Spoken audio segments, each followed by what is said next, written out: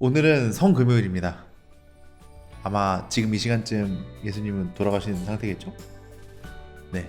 촬영하는 날은 성금요일이지만 아마 공개되는 날은 부활절이겠죠. 네, 여러분은 오늘 부활절을 어떻게 보내셨나요? 그러면 오늘도 기독교인 생각거리 시작해 보도록 하겠습니다.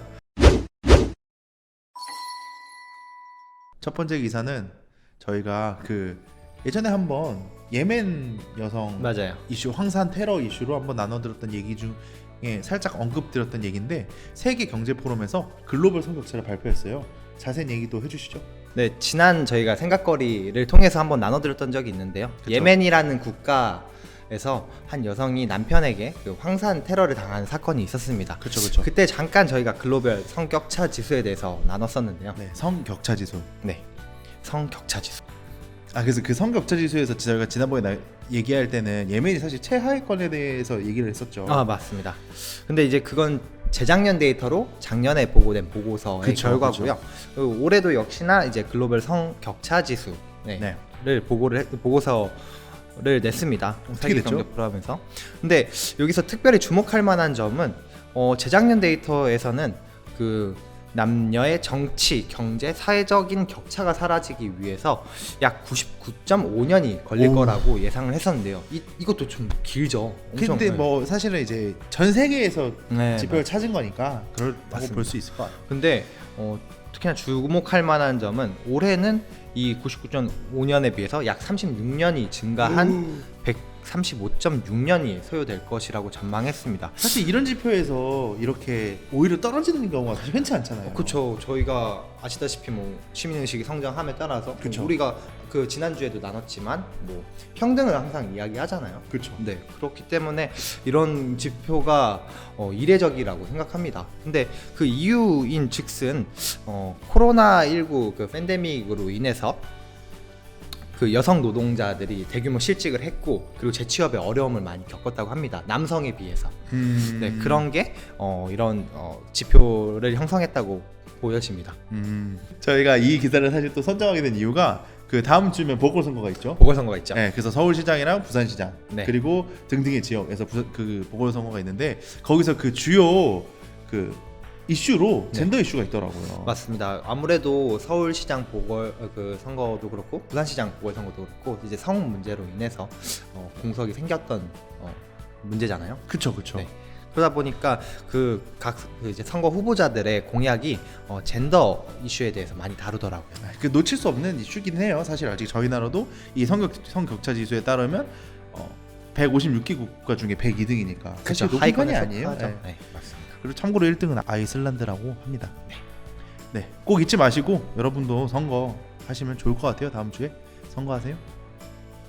네, 다음 기사도 계속 이어서 얘기해 주시죠. 네, 저는 이 기사를 통해서 처음 알았습니다. 그 선천성 다발 관절 구축증이라는 뭐라고요? 들어보셨어요? 아니요? 네, 저도 처음 들어봤는데요. 이 희귀질환을 가진 채 태어난 브라질의 한 청년이 있습니다. 네네. 네, 근데 이 청년은 태어날 당시에 그 의사 선생님께서 채 24시간도 살기 어려울 거라고 그렇게 예상을 했는데요. 근데 청년이라고 얘기하는 거 보면 이미 좀 24시간은 지났나 보네요. 네, 44세. 어유 청년이 아니신데요. 네, 네, 그 이 44세의 이 남성은 지금 버젓이 그 의사의 예상을 깨고 아주 잘 살아내고 있습니다. 그 지금 사진 보시면 아시겠지만, 네, 저희가 그 머리가 목 뒤로 꺾이고 그리고 양 손이 이렇게 가슴에 이렇게 오므라들어져 있습니다.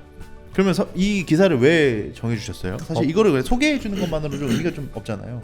네, 맞습니다. 근데 이분의 삶의 자세에 대해서 참 많이 배울 점이 있어서 저희가 이제 가지고 왔는데요.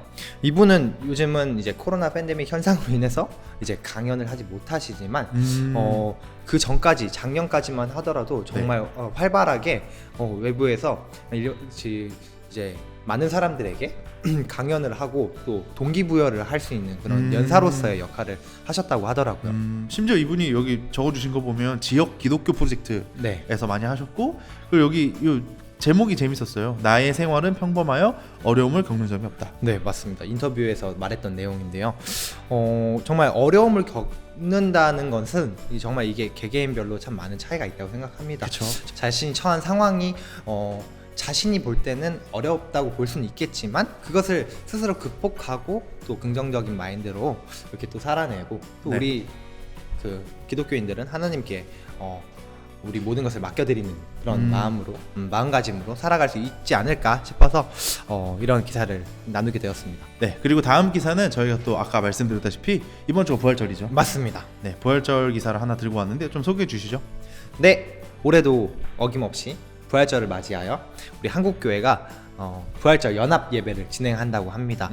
혹시나 이제 뭐 이 시국에 무슨 부활절 연합 예배냐라고 생각하실 분들도 계시겠지만, 네, 수도권 거리두기 방침에 따르면은 네. 지금 수도권에서는 현장 예배가 20% 좌석의 20% 20%만 사용이 가능합니다. 네네. 근데 이번에 드리게 될 사랑의 교회 대예배당에 좌석의 10%만 사용을 하겠다라고 선언을 하고, 그쵸. 네, 그렇게 진행을 한다고 합니다. 그러니까 2021년 한국교회 부활절 연합 예배를 이제 많은 교단 그리고 많은 교회가 다 같이 하는데 이제 그거를 10%만 참석해서 하겠다라고 하시는 거죠. 여기 주제도 간단하게 얘기 좀 해주시죠.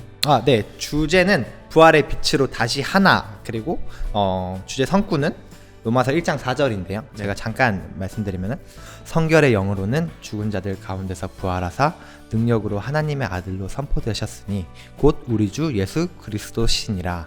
그쵸. 사실 네. 저희가 이게 뭐 사실 저희가 우리 이러한 코로나 상황 가운데서 사실 한국교회가 되게 많은 지탄의 대상이 되었었잖아요. 네, 사실 맞아요. 또 이런 모습을 통해서 되게 더 많이 모범이 되는 한국교회가 되었으면 또 좋겠습니다. 네, 여기 그 기조 대표적인 기조가 이제 실추된 한국교회의 위상을 회복하는 데 있다라고 합니다. 중요하죠. 그리고 사실 저 네 번째 거를 네. 처음에 기사를 주셨을 때는 제목만 보고 별 생각을 안 했었는데 네. 제가 이거를 좀 유튜브를 좀 찾아봤어요. 정상이 아니더라고요. 그쵸.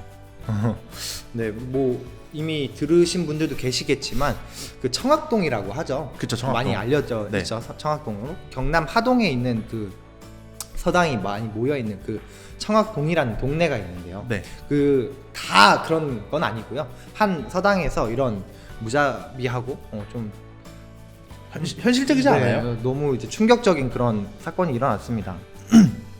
학생들에게는 집과 같은 공간입니다. 그쵸. 네, 이게 그 초등학생도 있고 중학생도 있는데 이제 기숙형으로 운영된다고 하더라고요. 제가 이제 맞아요, 맞아요. 어떤 네, 그런 시스템인지 잘 몰라서 한번 찾아봤었거든요. 학교를 갔다가 저녁에는 이제 귀가를 하는 곳이 서당인 그쵸. 겁니다. 그쵸. 네, 거기서 예절 교육도 배우고 그리고 이제 뭐 친구들끼리 다 사이좋게 지내면 좋았겠지만 이 가운데에서 그 동급생인 동성 남성 친구 2명이 그 한 남성 피해자에게 몹쓸 짓을 많이 했습니다. 네. 네, 그 대표적인 예로는 체액을 이 친구에게 먹이고 네, 폭력을 자주 일삼으며 또 그 립스틱이나 그 변기 솔 있잖아요. 그런 것을 이제 항문에 넣고 막 그런 잔혹한 행동을 많이 했더라고요. 근데 이게 문제가 되는 거는 어떤 관리단체가 이것을 제지하고 또 처벌을 해야 하냐에 대해서 또 논란이 있더라고요. 이게 비인가냐 아니면은 네, 그리고 이게 뭐 인가를 받은 뭐 기숙형 학원이냐라고 이제 두고 이걸 지자체에서 책임을 져야 하냐 혹은 교육청에서 책임을 져야 하냐 뭐 이런 거 가지고 처음에 그래서 경남 여기 해당 지자체에서 이제 좀 발뺌하는 그런 모습을 보이니까 사실 좀 많이 저도 분노가 좀 차올랐습니다. 좀 어른들의 입장으로서 이제 학생들의 마음을 좀 많이 알아주고 헤아려주고 좀 더 위로가 먼저가 됐어야 되지 않나라고 조금 안타까운 생각이 듭니다. 그리고 또 제가 이 기사를 또 저도 많이 찾아보면서 보니까 그 이런 학폭이 있고 그거가 되게 이렇게 방치되고 있다라는 것도 있지만 막 실제로 부모님들에게는 되게 잘 지내는 것처럼 그럼요. 수업도 잘 듣고 고기도 먹이고 이런 것처럼 보였는데 어떤 서당에서는 실제로는 그게 다 쇼였다 이런 것들도 있더라고요. 그런 걸로 막 뉴스가 되고 거기에 있었던 한 학생이 도망쳐가지고 막 도망쳐서 이제 그거를 막 인터뷰하는 것까지 제가 봤는데 네. 이제 그런 걸 보면서 참 이게 뭔가 그리고 또 여기를 가는 학생들이 되게 많은 대다수의 친구들이 이제 집에서 챙겨줄 수가 없으니까 보내는 경우가 맞습니다. 많다고 하는데 네, 네.